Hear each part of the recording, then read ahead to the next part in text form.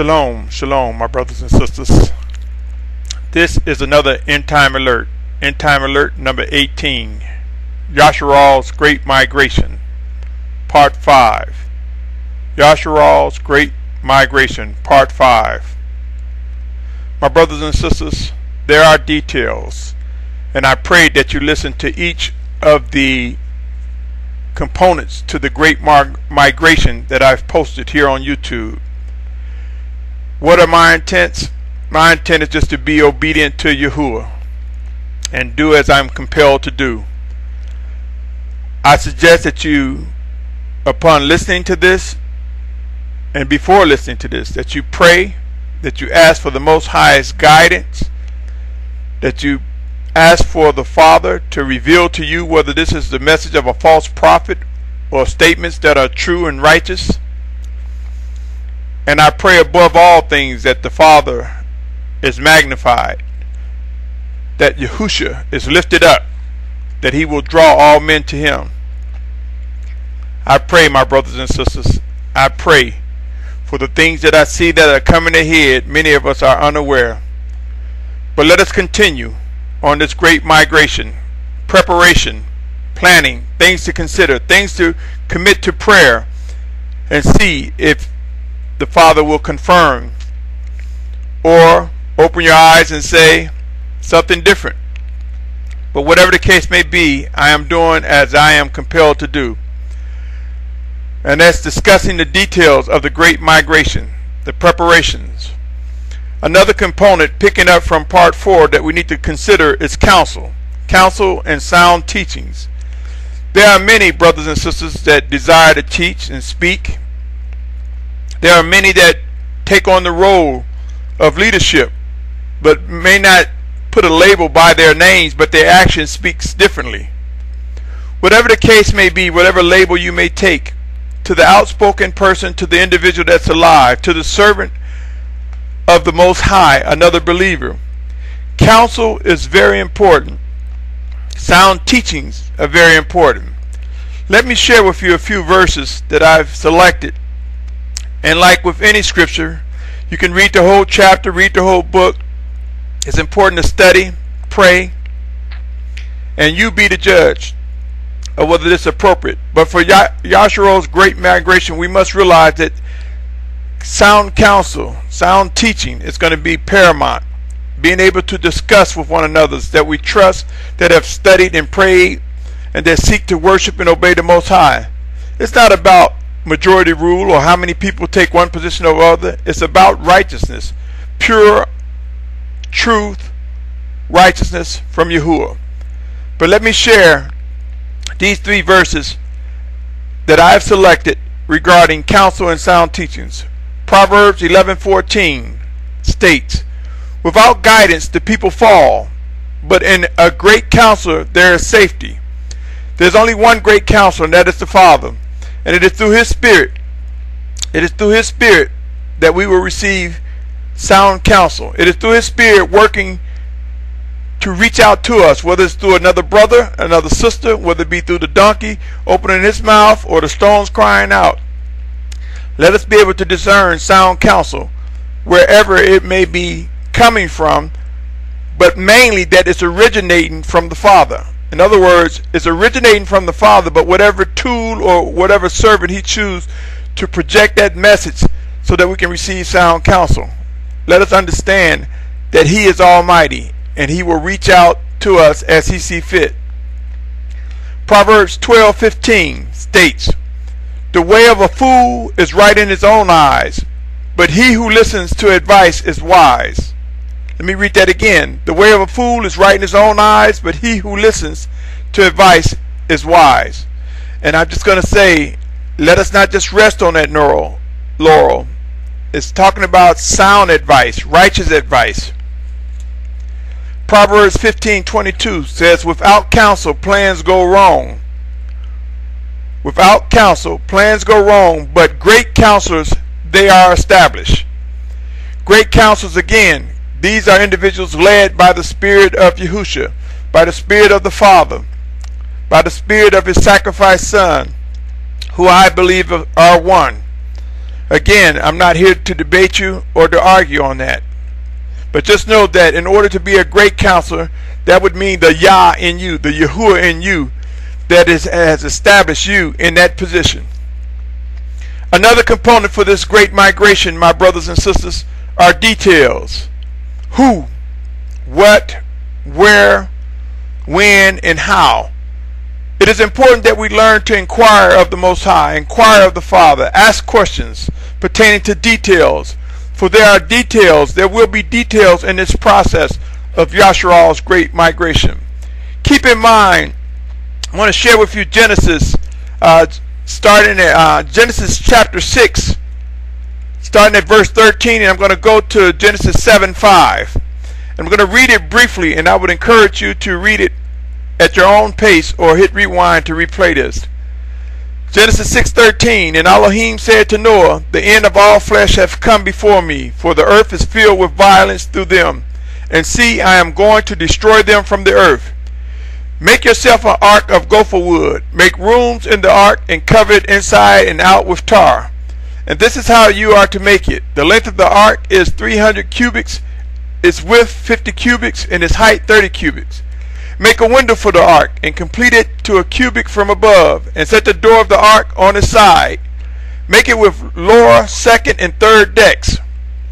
And see, I myself am bringing flood waters on the earth to destroy all flesh, in which is the breath of life from under the heavens. All that is on the earth is to die. And I shall establish my covenant with you, and you shall come into the ark, you and your sons, and your wife, and your sons' wives with you. And of all the living creatures of all flesh, 2 of each you are to bring into the ark, to keep them alive with you, a male and a female. Of the birds after their kind, of the cattle after their kind, and of all creeping creatures of the earth after their kind. 2 of each are to come to you, to keep them alive. As for you, take all food that is eaten, and gather it to yourself, and it shall be food for you and for them. And Noah did according to all Elohim commanded him, so he did.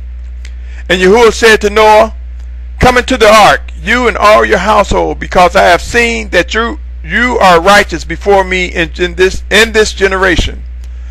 Of all the clean beasts, take with you 7 pairs, and a male and a female, and of the beasts that are unclean 2, a male and his female. And of the birds of the heavens 7 pairs, male and female, to keep offspring alive on the face of all the earth. For after 7 more days I am sending rain on the earth 40 days and 40 nights, and shall wipe from the face of the earth all that stand that I created. And Noah did all that Yahuwah commanded him. Details, my brothers and sisters. As you can see, Noah received details from Yahuwah. How to build the ark, the size of the ark, what to do, what was the purpose. There are many other examples of Yahuwah giving his servants detailed instructions. Whether we look at Moshe, as he was used, him and Aaron leading the people out of Mitzrayim. Whether we look at Lot and his family, those that were led out of Sodom and Gomorrah. There are many examples throughout the scriptures.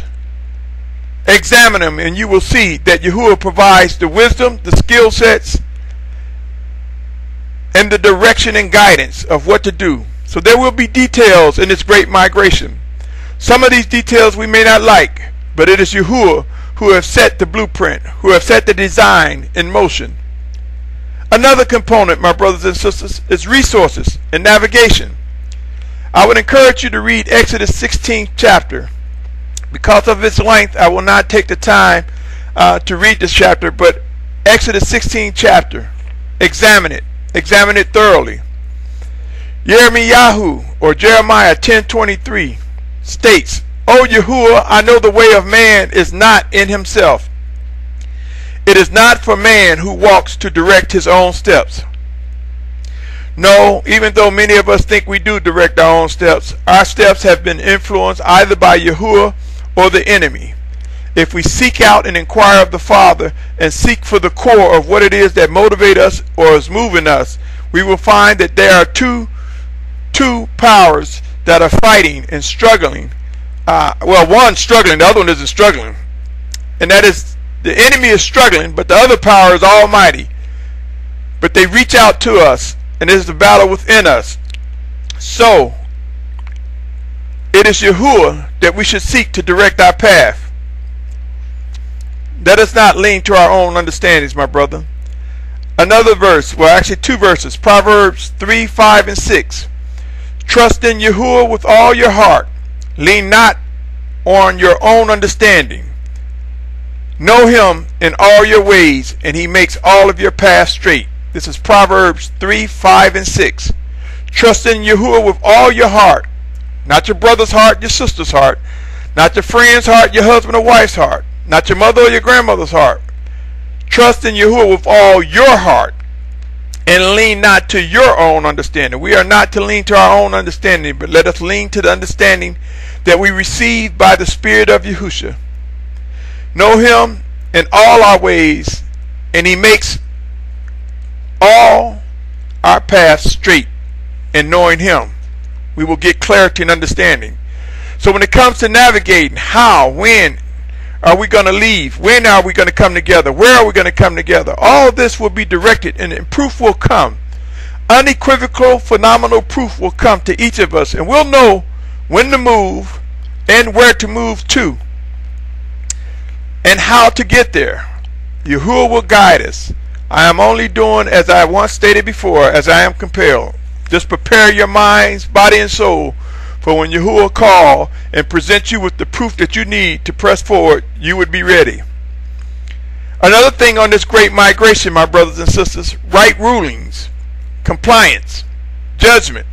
Yes, there will be judging who will play what roles, and I shouldn't say play, who will be doing what task, as the structure will be defined and guided by the Spirit of the Most High.